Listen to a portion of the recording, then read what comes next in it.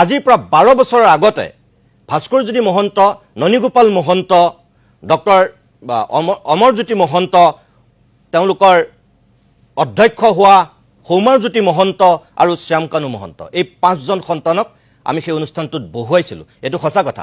আজিৰ পৰা 12 বছৰৰ আগৰ কথা আছিল সেয়া। আমি নাজানিছিলোঁ যে শ্যামকানু মহন্ত এতিয়া এই কাণ্ড কৰিব। তেখেতে বাৰে বাৰে সেই কথাখিনি ক'বলৈ গৈছে, আৰে আপোনাৰ নিজৰ মালিকানাধীন পেপাৰতে শ্যামকানু মহন্তৰ দেখোন আৰ্টিকল ওলাই আছিলে, আপোনাৰ টেলিভিশ্যনতে দেখোন এই ঘটনাটো ঘটাৰ আগলৈকে আমাৰ টিভিত বহিছিল, যেনেকৈ অসমৰ প্ৰত্যেকটো টেলিভিশ্যনত যেনেকৈ বহিছিল, আপোনাৰ টেলিভিশ্যনতো শ্যামকানু মহন্ত অতিথি হৈ আছিল। তেতিয়া ক'লৈ গৈছিল সেয়া? মুখ্যমন্ত্ৰী হিমন্ত বিশ্ব শৰ্মাক এটা কথা আমি স্পষ্টকৈ কওঁ যে আমি ভৱিষ্যত দ্ৰষ্টা নহয়, আমি জ্যোতিষী নহয়, ভৱিষ্যতলৈ কি হ'ব আমি নাজানো। আপুনি মুখ্যমন্ত্ৰী হোৱাৰ দিনাখন আপোনাৰ বন্ধু বান্ধৱক লৈ মই এটা অনুষ্ঠান কৰিছিলোঁ আৰু আপোনাক প্ৰশংসাৰে উপচাই পেলাই আমি কৈছিলোঁ যে আমি দেখা মুখ্যমন্ত্ৰীসকলৰ ভিতৰত আপুনি একমাত্ৰ মুখ্যমন্ত্ৰী যি হম বুলি মুখ্যমন্ত্ৰী হৈছে। যোৱা 40 বছৰত কোনো ব্যক্তি হম বুলি মুখ্যমন্ত্ৰী হ'ব পৰা নাই। আপোনাৰ সেই কৃতিত্বক আমি উচ্চ প্ৰশংসা কৰিছিলোঁ।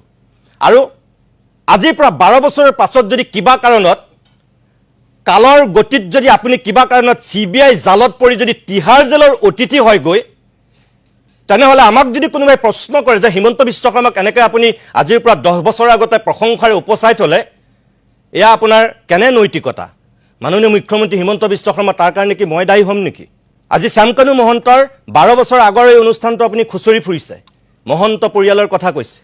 আজিৰ পৰা 12 বছৰৰ পিছত আপুনি যদি তিহাৰ জেলৰ অতিথি হ'বলগীয়া হয়, তাৰ কাৰণে মই দায়ী নহ'ম, তাৰ কাৰণে আপোনাৰ কুকৰ্মবিলাক দায়ী হ'ব। আজি শ্যামকানু মহন্তৰ যেনেকৈ কুকৰ্ম দায়ী হৈছে, আজি তেওঁ বেয়া কৰিছে, বেয়াটোক বেয়া বুলি কৈছোঁ, যিটো সময়ত ভাল আছিল আমি ভালটো ভাল বুলি কৈছোঁ।